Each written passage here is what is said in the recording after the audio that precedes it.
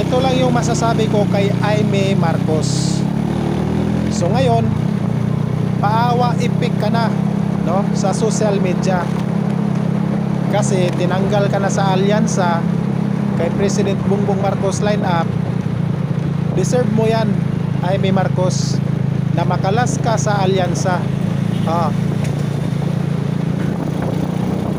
Mas inuuna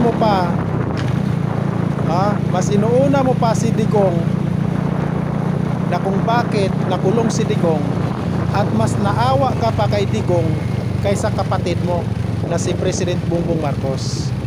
At para bang sinisisi mo si President Bongbong Marcos na nakulong si Digong. Deserve ni Digong yan, at dapat lang makulong si Digong, at dapat lang panagutan ang kasalanan niya. Kulang pa nga yan Jaime Marcos. Mas naawa ka pa kay Digong, hindi ka naawa sa pinatay na mga inosente at mga bata sa madugong war on drugs. Mas pinapaboran mo pa si Digong kaysa namatayan na 30,000 na innocent at mga bata sa madugong war on drugs ni Digong. At dapat lang matanggal ka sa alyansa lineup, Jaime Marcos. So ngayon, nagpaawa ipik ka na sa social media. Tingnan mo yung mukha mo, Jaime Marcos, halos hindi na madrawing, no? Nagpaawa-awa ka na. So ngayon, tanggal ka na sa Senado, wala ka na sa posisyon, kasi alam ko talo ka na.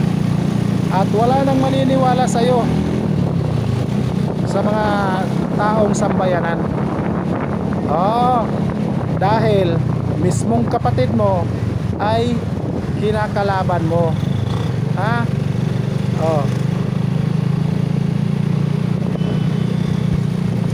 So ngayon, Jaime Marcos, sino pa bang buboto sa'yo? Wala nang buboto sa'yo, at wala nang naniniwala sa'yo sa mga taong sambayan ng Pilipino. Mismong kapatid mo, mas inuuna mo pa si Digong kaysa kapatid mo. Mas naawa ka pa kay Digong kaysa kapatid mo. Hindi ka naawa sa kapatid mo, si President Bongbong Marcos, kahit binantaan na, kahit minumura na sa mga tao, kahit pinapakyuhan na, kahit sinusunog na yung picture sa mag-asawa ng Marcos, hindi ka pa rin naawa sa kanila. So ngayon, may maniniwala pa ba sa'yo? Wala na.